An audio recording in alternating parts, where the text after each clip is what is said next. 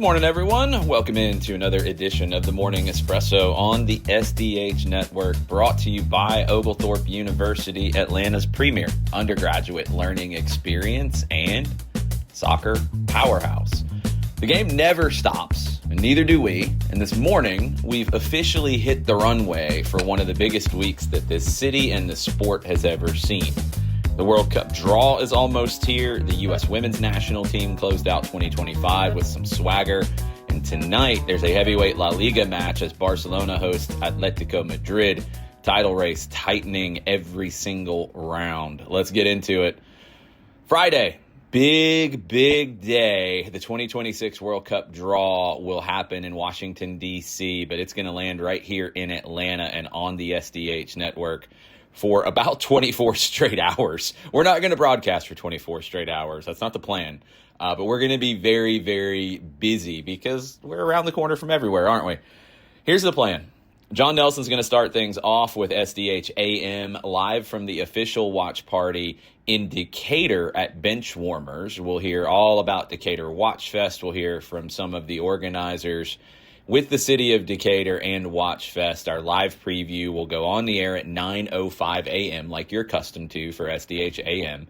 You'll get all of the initial reactions to the day. We'll kind of set the table for some things to watch for. At the same time, Madison Cruz and I will be over at the Brewhouse Café, America's best soccer bar. We'll join the preview show and we'll take over at about 11 a.m. and take you up to the draw actually getting started from Washington. Make sure you're following us across all your social media channels at Soccer Down Here.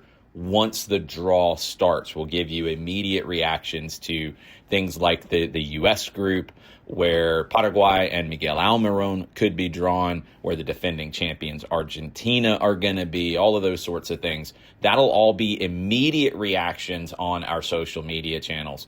Once the draw is done, Maddie and I will be back live on Soccer Down Here, wherever you get us, whether that's going to be on YouTube, on Twitch, on X. You'll be able to follow along with our analysis of everything. We'll go through what groups look the most dangerous, what groups maybe got a good draw, where the surprises could be. We'll get through all of that, a full reaction show, starting probably roughly about between 2 and 2:30, depending on how long the actual draw in Washington, D.C. goes. Day still doesn't stop. That's just half the day. Then I'm going to head over to Colony Square. I will be live on 92.9 The Game and the Odyssey app for a special 6 p.m. edition of Atlanta Soccer tonight. Full breakdown of every group, every matchup, what it means for Atlanta, what it means for the U.S. men's national team, what it means for the other contenders. Then we'll take the celebration north to Gainesville. We'll join our friends at NoFo Brewing for maybe a couple around the corner lagers and some World Cup trivia with prizes. It's going to be a party. Starting at 9 in the morning, ending at some time. Then tomorrow, after the next day on Saturday at noon, that's when we will find out the actual schedule. We'll have a reaction to that on Soccer Down Here platforms before we get into MLS Cup, which is at 2:30 on Saturday. So the game really never stops, and we really don't either, and you're going to get a good glimpse of that this weekend. All right, let's talk about the U.S. men's national team and just kind of where things are standing right now. Remember, this is a 48-team World Cup, 12 groups, 8 third-place teams will advance. So the math is totally different. You're not just trying to be in the top 2. You can survive and get through out of third place. For the U.S., they are in Pot 1. They will be drawing a team out of Pot 2, Pot 3, Pot 4. They can't draw another CONCACAF team. They could have 2 European teams, but you start to look at what could be the danger spots for the U.S. Morocco is one that scares me. Colombia also scares me. Croatia scares me. Those are your 3 top teams, in my opinion, in Pot 2. Norway in Pot 3 is the one that's going to make a group of death, in my opinion. The European potential playoff winners out of Pot 4, Italy, Denmark, Turkey, Ukraine, all of those could be dangerous.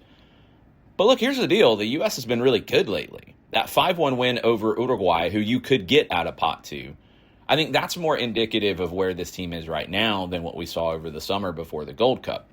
I feel like this team is going to continue to get better ahead of the World Cup. So when you start to do the math and you look at where the groups could be, yeah, you could get a very difficult group with, say, Morocco, Norway, and I don't know, New Zealand. You could get a difficult group, but you could still get out of it and get into the knockout rounds, which has to be the goal for the U.S. Don't forget, Saturday is when FIFA will release the full match schedule, the venues, the kickoff times, all of that. That's going to be Saturday at noon. So we will know the groups on Friday. We will then know the schedule for the teams outside of the host, the U.S., Mexico, Canada. We'll know the schedule on Saturday. So then we'll know what teams are coming to Atlanta. Keep an eye on Group H because there's 2 group stage games that are going to be played at Mercedes-Benz Stadium in Group H. I would not be surprised if the top seed who goes into Group H ends up being in those 2 games here in Atlanta and they base here in Atlanta. Would not be surprised if that happens. All right, let's switch gears. The U.S. women's national team wrapped up their year last night exactly the way Emma Hayes wanted. They were sharp, they were hungry, they were confident.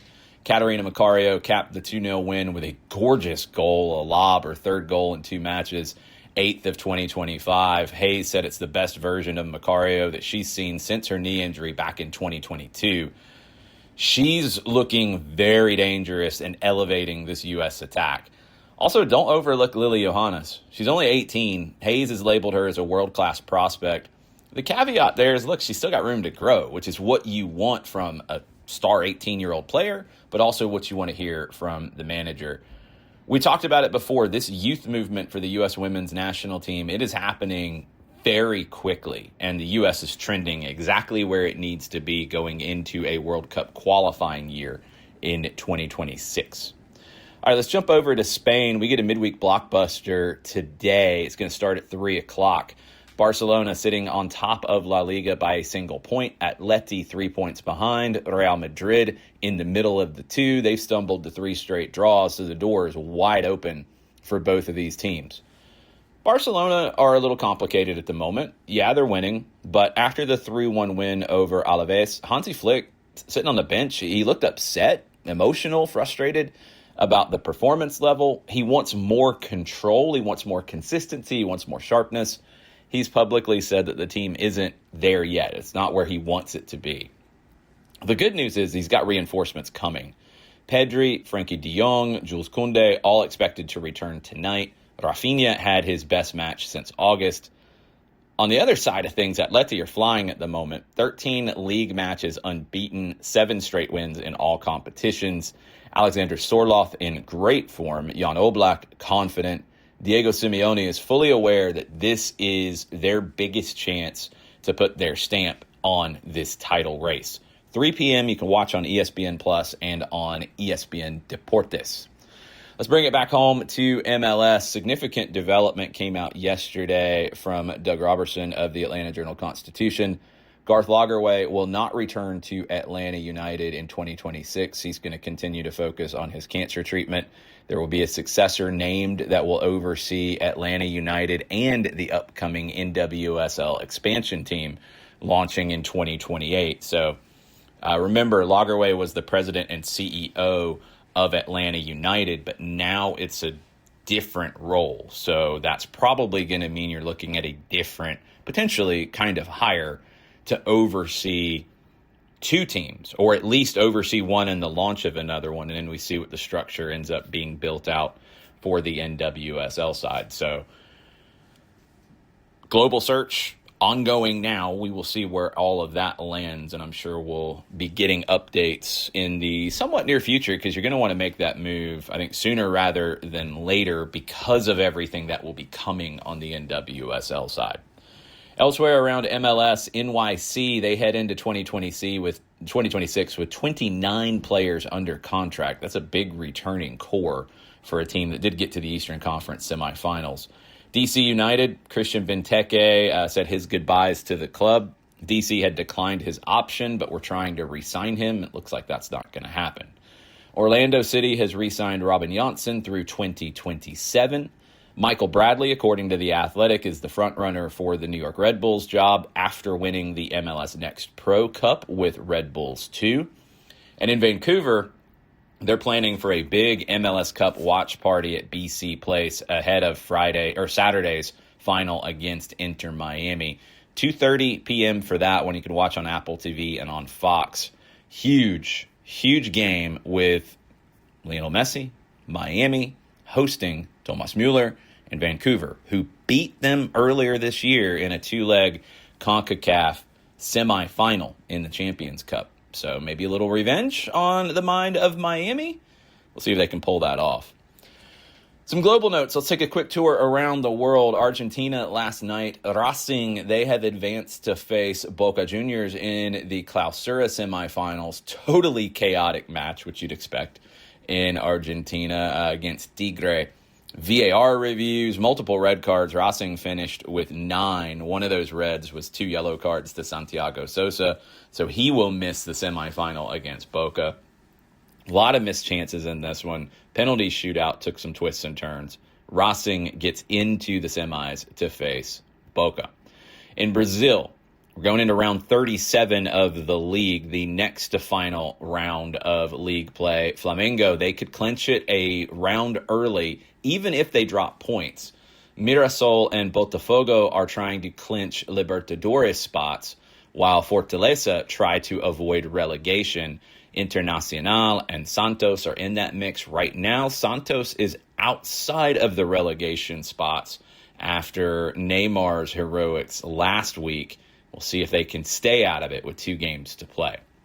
The African Cup of Nations is coming up fast. Cameroon made some news yesterday. They dropped both Vincent Abubakar and Andre Onana, and they've made a coaching change just weeks before the tournament starts after a very disappointing conclusion to World Cup qualifying where they were eliminated.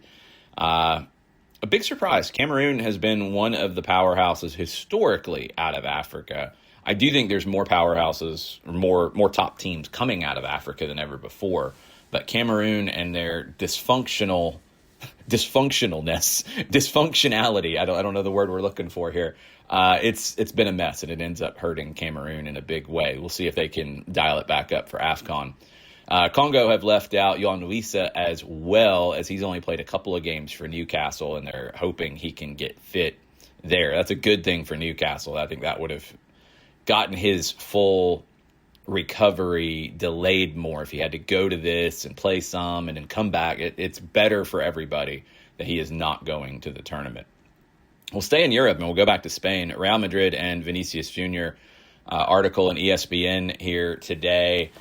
The talk about a new contract is still at a standstill with these two. No progress, no certainty. His relationship with Xabi Alonso is still a mess. It's getting later and later on getting a deal done here, and I don't know where this goes, honestly. I do worry for Madrid fans that this becomes a bigger distraction the longer it goes without a new deal. So maybe that is a distraction already. I said it during the Champions League round last week when you had players come out, and I think Kylian Mbappe was one of them, that, we need to rally around the manager, we need to protect the manager. Well, then he doesn't feel that way. Does that show you there's maybe a split in the locker room? Does that show you that maybe this team is not fully united? I don't know. I do worry that it becomes an issue. And knowing the Spanish media, they're going to look for an issue. And if there's a hint of an issue, it's going to be blown up into something. We'll see. More in the refills. We close out this edition of the Morning Espresso. Sheffield Wednesday, they've been hit with another 6-point deduction. They are now sitting on negative 10 points. Don't think they're going to get out of that one.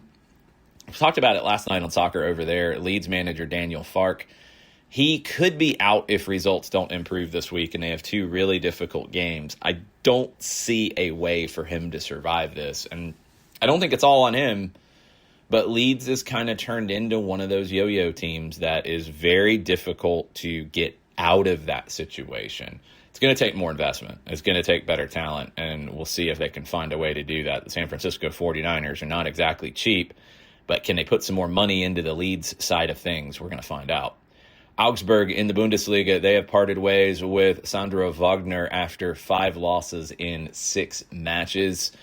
Not a surprise that move has been made. Jamie Vardy in Serie A, he bags a brace for Cremonese as they get a big win over Bologna. Scotland, the National Stadium now has a title sponsor for the first time, a major naming rights deal for Barclays. It will be the Barclays Hampden Park going forward. Barcelona mentioned their big match with Atleti today. Ronald Araujo will not be part of that. The club has given him time away for mental health reasons. Hansi Flick kind of hinted at that yesterday. These things happen, and it's a real conversation. I think at times in the sports world, we lean into kind of the old school ways of, rub some dirt on it, blood and guts, all that kind of stuff, and it's not always the reality of the world we live in. So I'm glad to see that Barcelona is doing this, and hopefully Araujo can get back to his best form in a big year for him going forward. Alexis Vega in Toluca, he has suffered, according to TUDN, another injury setback, and he might miss the semifinal series as Toluca will face Monterrey. Just horrible luck for Diablos Rojos and for Vega. There's hope that he might be available for the second leg on Saturday. We'll keep you updated. First legs in the Liga MX semifinals are tomorrow night. That's it for your Morning Espresso for today. It is a massive week ahead. We'll be with you every step of the way as Atlanta becomes one of the epicenters for World Cup conversation. We're going to be one of those epicenters here in Atlanta. Don't forget, live coverage Friday morning from Benchwarmers in Decatur and from the Brewhouse Café all day long. Reaction shows, reaction videos, reaction content throughout the day at Soccer Down here on your social media platforms. Around the corner lager at the Brewhouse Cafe, and then again Friday night at Nofo Brewing in Gainesville. It's going to be a fun Friday, and then into Saturday where we'll get the schedule, we'll have MLS Cup, all the things. We're always around the corner from everywhere. I'm Jason Longshore. Thanks for starting your morning with me. We'll see you tomorrow, and then we'll see everybody on Friday.